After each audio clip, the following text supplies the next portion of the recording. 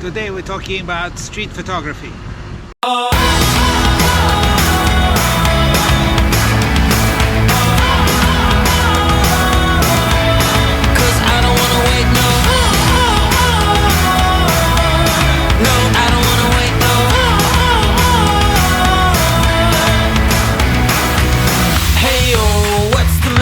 Sun in my eyes and you in my mind. Sure, I got a lot to learn about love. Street photography is a big part of my travel. When I arrive to a new place, most of the time I don't know anybody. I walk the streets. I watch how people look, how they dress, how they shop, work, eat. Street photography is the best introduction to the local life. It's not easy to photograph total strangers. Nowadays, especially in developed world, there are many concerns about privacy, so taking pictures on the street is somewhat complicated. At the end of this video, I will share my experience of taking pictures on the street, how to behave, how to interact with other people, how not to get in trouble. Let's talk about equipment. My camera is Canon 77D.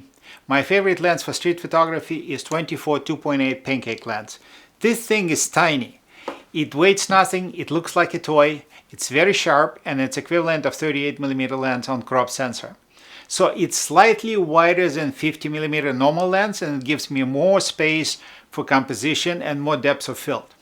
And most importantly, it doesn't look scary and threatening to people I photograph. I use this lens 99% of the time.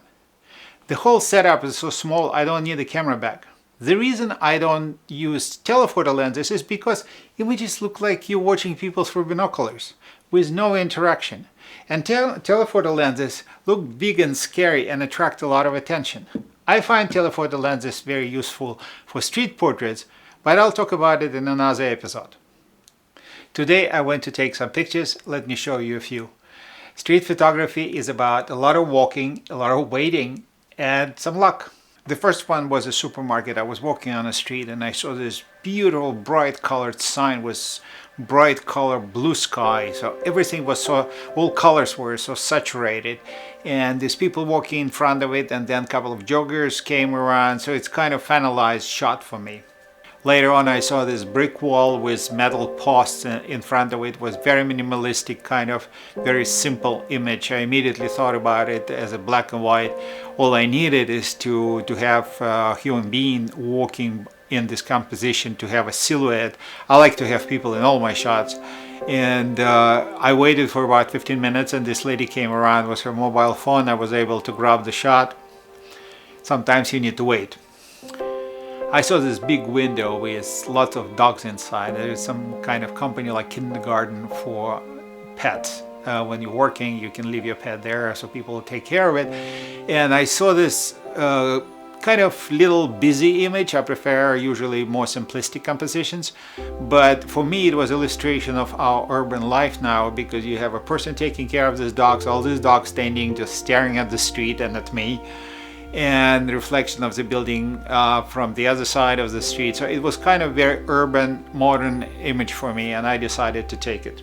I was walking on a sidewalk, and it was covered sidewalk because of the construction, and there was a person in front of me walking at the end of the tunnel. The light was very interesting, and I saw the sign, luxury apartments. So all in all, it was kind of humorous urban thing.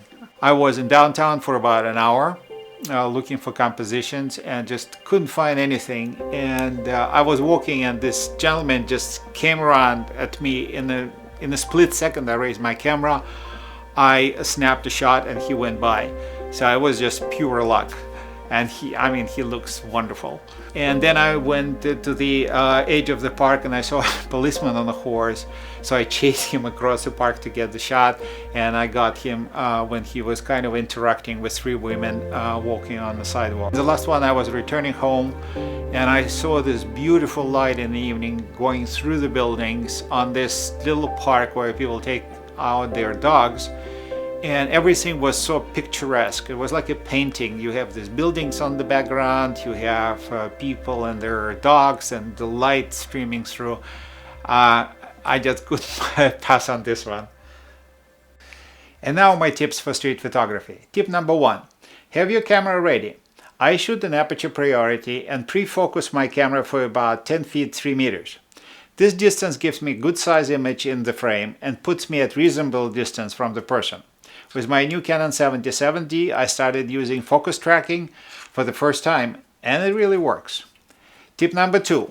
Always look ahead of you, anticipating the shot. This way you will have few extra seconds to decide about composition.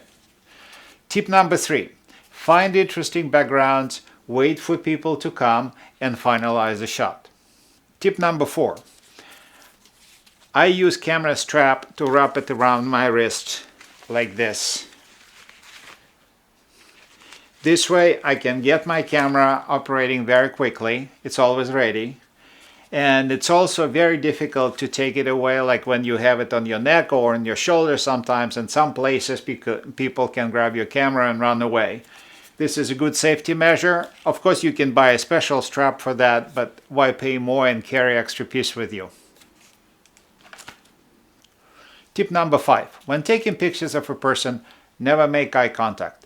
Look at your camera to the side, but not in person's eyes. Sometimes people get upset about you taking their pictures, and making eye contact can invite conflict.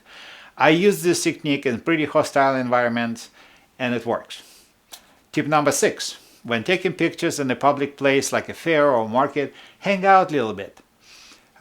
Before you start taking pictures, go around, smile, say hello. People get used to it, then you can start. Tip number 7. Be nice. This one is opposite to tip number 5, but it depends on the situation. If you want to take a picture of a person and they see you, don't just stick your camera into their face.